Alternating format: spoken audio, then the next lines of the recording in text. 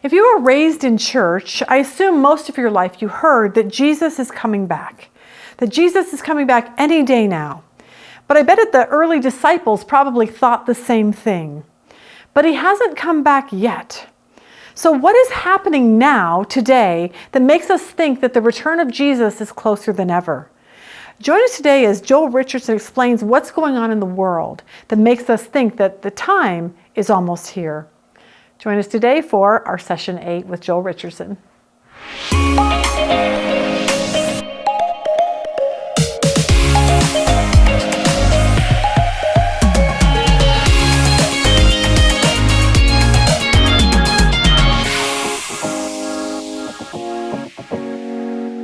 right, good morning. Welcome back to our summer series with Joel Richardson. Joel's always super fun to have you. We are trying to get people to look at prophecies that have been fulfilled in the Old Testament and then prophecies that are going to be fulfilled, so that we know what to look out for. The balance of the prophecies really have everything to do with, Jerusalem or Israel, the nation of Israel, end times, the rapture, the return of Jesus, all these amazing things. And our goal for this is to say, look, if the prophecies that have come true, it kind of tells you that the Bible's true. You probably should take note and probably start reading it and listening to what it says, because the Bible says that Jesus is the only way to God. It's not through religion. It's not through, and if prophecies, fulfilled prophecies, can help us get to that place to say, look, if the Bible's true and Jesus is the only way, then you need to give your life to him. So that's kind of what this whole series has been about. Before we start, I want to just throw out a quick question to Joel. Joel, the world is kind of different, I'm assuming, than it was when you were a kid, when I was a kid. It seems like everything's changed so fast just in the last maybe 8 years. It seems like I was reading Isaiah where it said good is being called evil, evil is being called good. And we're kind of actually seeing that. We're like, how are people believing that that's good when it's actually not good? But the Bible tells us that. So my question to you is this. I assume you think, and I think, the return of Jesus is getting closer and closer. But people have thought that for thousands of years. I think even probably the disciples were like, Jesus is coming back soon. And they were maybe expecting it, in their lifetime. I know as a kid, people would say, oh, well, people say, Jesus is, going to return, but they've been saying that for thousands of years. So what makes it so different now? What makes it different now than 1,000 years or 100 years ago, to where, we believe it's closer now than ever? Yeah. That's a big question, and there's a lot of different ways that I could answer it. First of all, 100 years ago, there was no state of Israel. One of the necessary preconditions for the return of Jesus is you had to have had the restoration, the repatriation of the state of Israel, and that simply wasn't a reality. So people could say Jesus is going to return soon, but there were some very clear biblical conditions that simply were not met. But that they are in place now. Many of these things are in place now. Now, there's other issues that we could talk about that are actually outside of the Bible. So I always use, modern technology as an example. So today, everyone has their computer buddy attached to them at all times. And this is how we communicate with people. Well, if you think about it, just, step back, look at the big picture.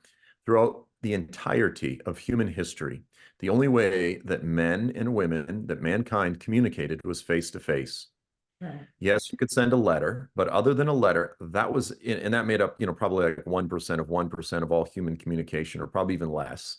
Right. Couriers and that sort of thing. It was always face to face. That's the only way that we communicated. And then all of a sudden, Alexander Graham Bell and the telephone, and I guess you had telegrams, but then you had the telephone, and this really, over the past 100 or so years, I mean, in all of human history, that's a very brief period. All of a sudden now we have telephones, and then we have, the internet, and everybody has smartphones. And now the majority of how we communicate is distant. It's detached. It's not face to face. It's very removed. And I think that's a big part of what's destroying humanity, quite frankly. We're so polarized, and we're in so much conflict and this sort of thing. But if you just why did I talk about communications and phones? Because that is one particular thread of technology that mankind has developed. There was no phone 200 years ago. This technology didn't exist 300 years ago. So throughout all of human history, it just flatlined.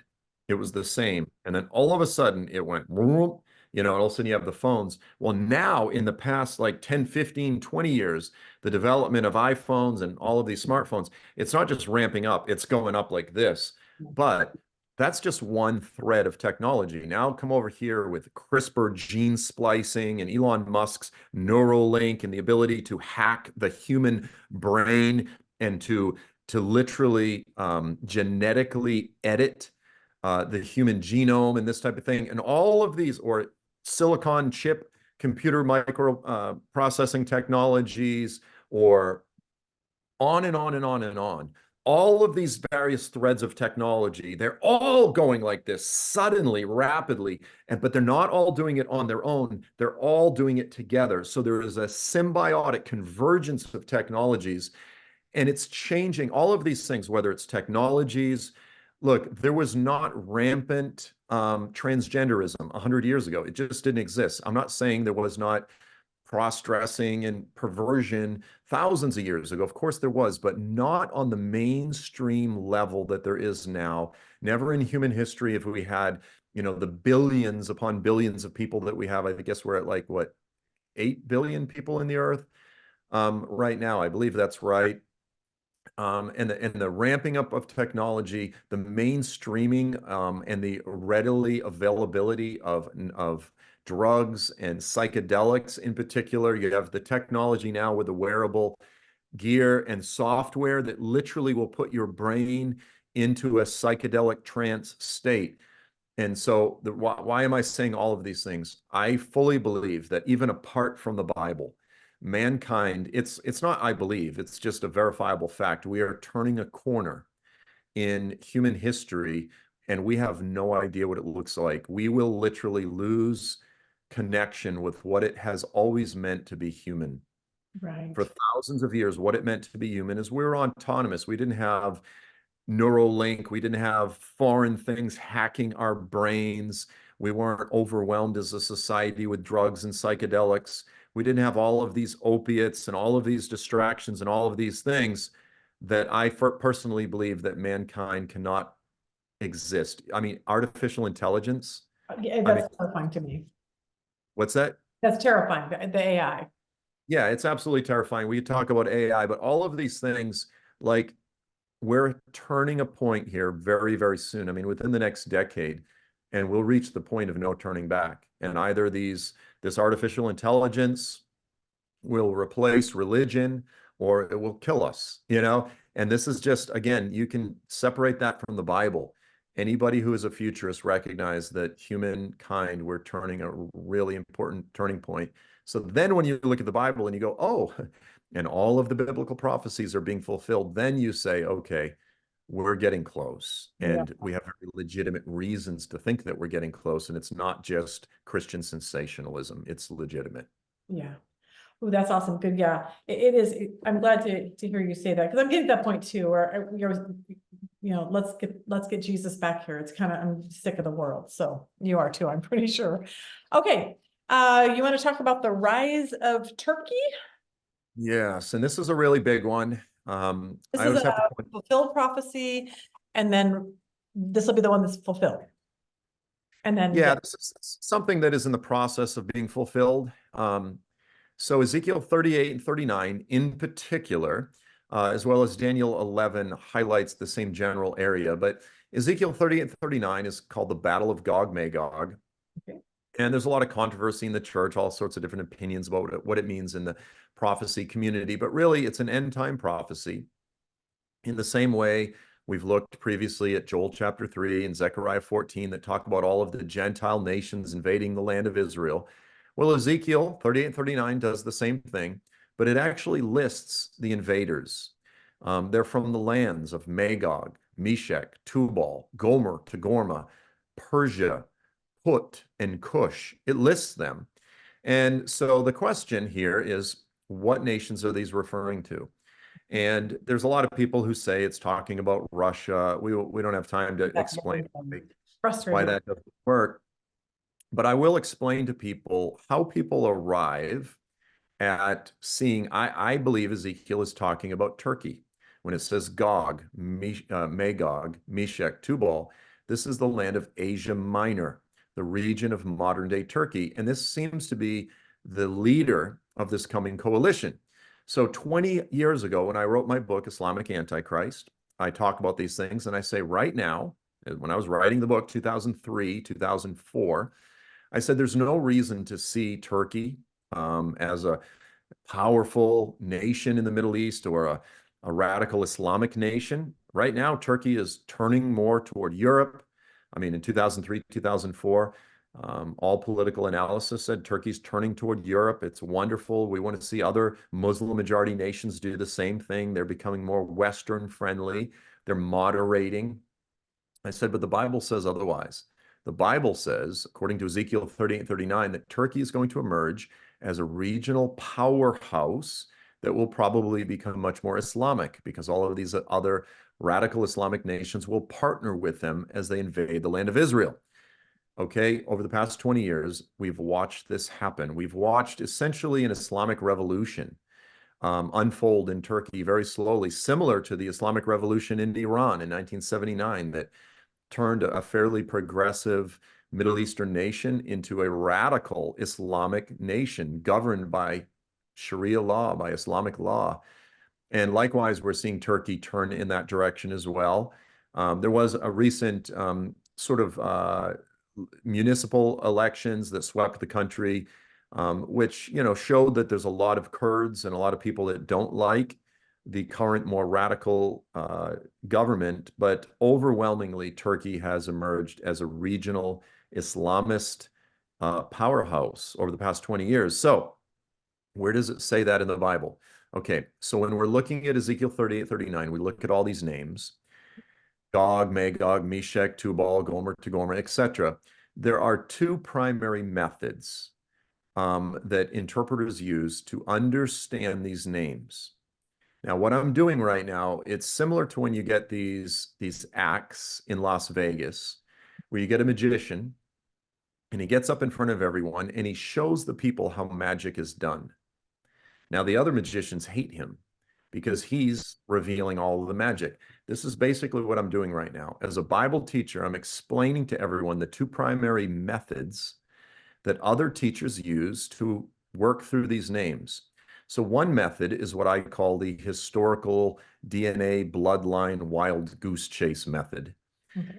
And this is the majority method. And I did a very careful survey. I worked through dozens of books by very key names and Bible teachers. And I analyzed their method of interpreting the names in Ezekiel's prophecy. So for example, following the historical wild goose chase method, many people will look at the name Magog and they'll say Gog, who's the leader of this invasion. Gog is basically the Antichrist. They say he's from the land of Magog. Now, Ezekiel wrote about 500 BC, 500 years or so before Jesus. Now, around the time of Jesus in the first century, Josephus, Flavius Josephus, the Jewish historian, he says that the Magogians, the people from Magog, became the Scythians. So this is an example of you're moving from 500 BC, 500 years later, and you say the peoples, the Magog peoples, became the Scythians. And then from there, people trace the historical migration route of the Scythians as they moved out of Turkey up through Bulgaria, Romania, Ukraine, into Russia. And then they eventually intermarried with the Scandinavian peoples, and then they became the Russians, and they settled all of Russia. Okay, so this is where people go, oh, so Ezekiel's talking about Russia. Okay. Is You're that the map that you have here, Joel, the one with the orange at the top, Rosh in Russia? Is that the map you're talking about now, that's what people think? prophecy teachers showing you their maps based on their interpretation of Ezekiel 38:39. But here's the thing. Okay, so that's the historical wild goose chase method. The other method is what's called the historical grammatical method. This is the method that is much more responsible. It's going to be affirmed by responsible Bible teachers. And this is where you simply go, okay, in Ezekiel's day, where was Magog? How did Ezekiel and his audience understand names like Magog, Meshech, Tubal? And in Ezekiel's day, it was Asia Minor. So you just correlate. You go, what's, what political entity controls Asia Minor today? It's called the Republic of Turkey. And so you go, okay, so Ezekiel was simply pointing to the region of Turkey. And that is, again, the responsible method. But here's the card trick. If you carefully follow these guys, from one name to the other, they switch methods.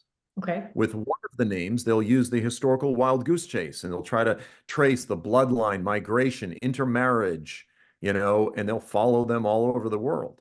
And they'll go, well, the Gomerites became this people or that people. But then for some of the other names, they switch to the historical grammatical method.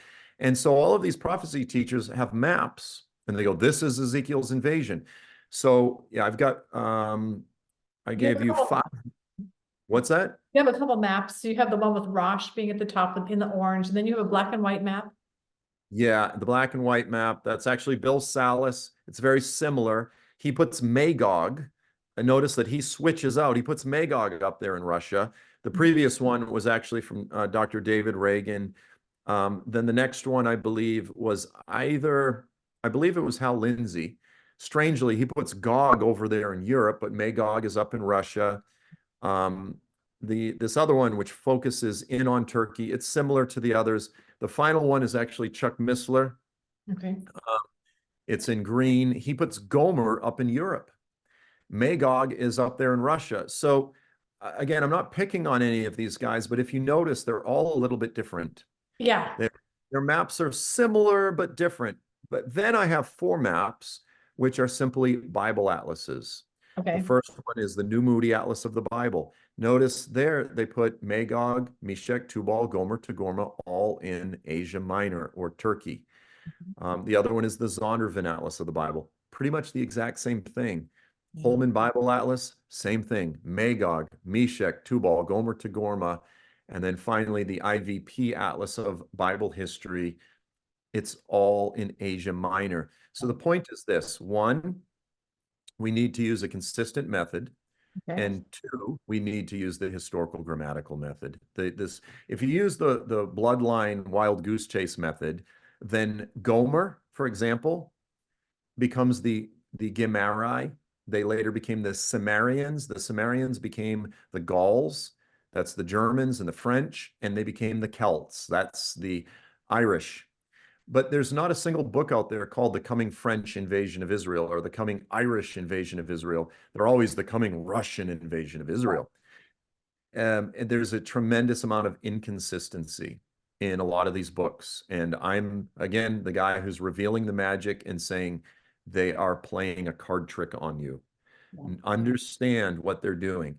And so when all this is said and done, it's very simple. Ezekiel tells us that the leader of this coming Antichrist coalition that will come against Israel is from Turkey. It includes Iran, it includes Sudan, it includes Libya, and it says, and many other nations with you, but it will be led by a leader from the region of Turkey, maybe Syria, maybe, from the Kurdish regions of Iraq, but that general area. And so for that reason, we look to Turkey. We go, what's happening in Turkey? And as I said, over the past 20 years, Turkey has emerged as a regional, powerful military force. They're part of NATO. They've increasingly become very Islamist, and they've really threatened Israel. I've got a picture there of one of the anti-Israel protests in Istanbul. It was 1.5 million people. That is a terrifying picture, by the way. Yeah. I've actually been in a political rally that was very similar to that. It might have been 1 million people that was for the president several years ago, and it was quite a thing. But during that particular speech, the president of Turkey got up and he said, "I reiterate, Hamas is not a terrorist organization. Literally, Hamas, their very charter, it states they exist to carry out a genocide against the Jewish people.